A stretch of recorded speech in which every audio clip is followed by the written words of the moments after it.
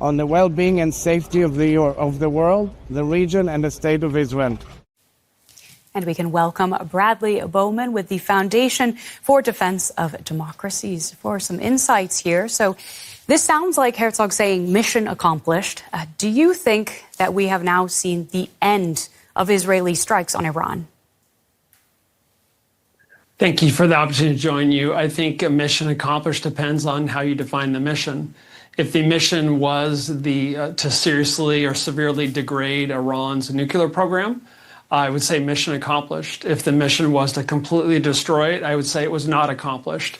At a minimum, I would say the program has been set back by many months, depending how you define the program. But today we have a regime in Iran that understands that the Israeli Air Force can strike anywhere at will in Iran, and they can not do anything about it, and the United States can do the same. And so I think that helps explain their relatively tepid response in launching those 14 ballistic missiles at the largest U.S. military base in the Middle East.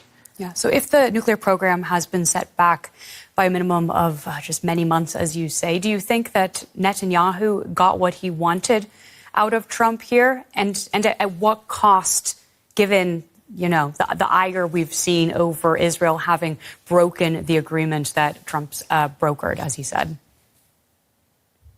Yeah, I wouldn't really say it that way. I challenge respectfully the premise a little bit here. You know, you had Israel doing what I would advise, and that is making max use of the available time before the midnight deadline. And then you had Iran to launch ballistic missiles and push back and forth, and evidently a subsequent call with the prime minister. And it's holding for now. But, you know, not all ceasefires are good, and some are bad. And how does one judge the quality of a ceasefire?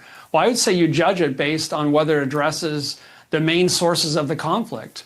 And from my perspective, from Israel's perspective, from the perspective of American national security interests, I would say the main sources of conflict here are a regime in Iran that is dedicated to the destruction of Israel and has been since 1979, that has the largest ballistic missile program in the Middle East, habitually supports terrorism, and has been inching toward a nuclear weapons program. So, you know, it doesn't take a lot of empathy to say if you're Israeli and you got a nation state dedicated to your destruction moving toward a nuclear weapons capability, that's a problem. So if you accept what I'm saying about the source of conflict, those four sources, only one of those four has been partially addressed. The three remain unaddressed. So that means now that the shooting has stopped, what is Iran doing? They're busy trying to rebuild their air missile defense system. They're rebuilding their ballistic missile program.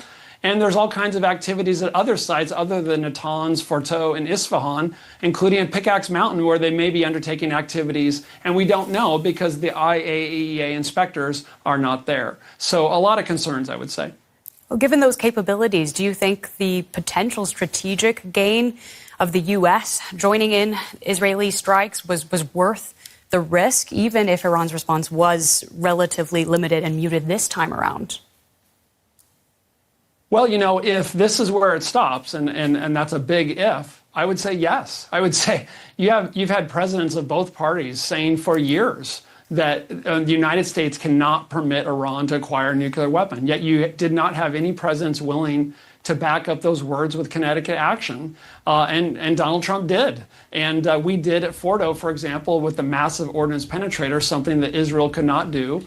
I hope it was completely destroyed. It was at least seriously degraded. And that is good news for the United States. That's good news for the Middle East. And that's good news for anyone in the world who doesn't want Iran to have a nuclear weapon. And I'd say that should be pretty much everyone other than the regime in Iran.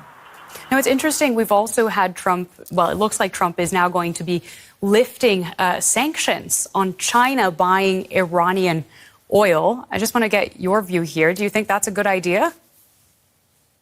No, that's a big mistake. That's a huge mistake, because what does Iran use that money for when it sells oil to China? Well, it uses it to oppress the Iranian people, to support terrorist groups like Hamas and Hezbollah, to build its ballistic missile program, and to attack its Arab neighbors, to attack the U.S. military like it just did in the last day or two.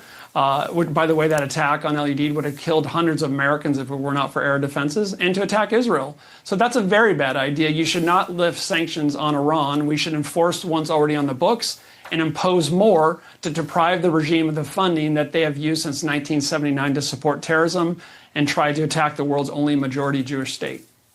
Yeah. Now, so as the ceasefire for now seems to be holding, I'm wondering whether you think this could lead toward any kind of meaningful diplomacy that could reduce the risk of further conflagrations in the region.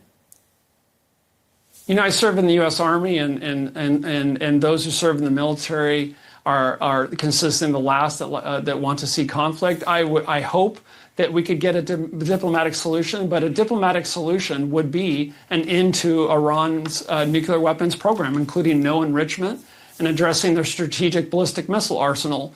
But I see no scenario where this regime is going to agree to that.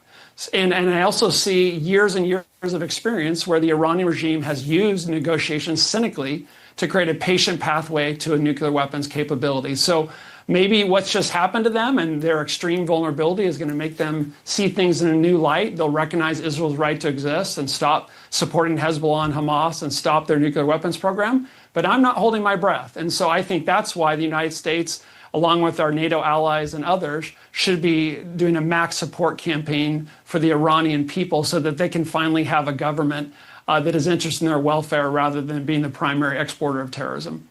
All right. Well, thank you so much for joining us today on DW to share your insights. It's been a pleasure speaking with Bradley Bowman from the Foundation for Defense of Democracies. Thank you so much for making the time. Thank you. Thank you.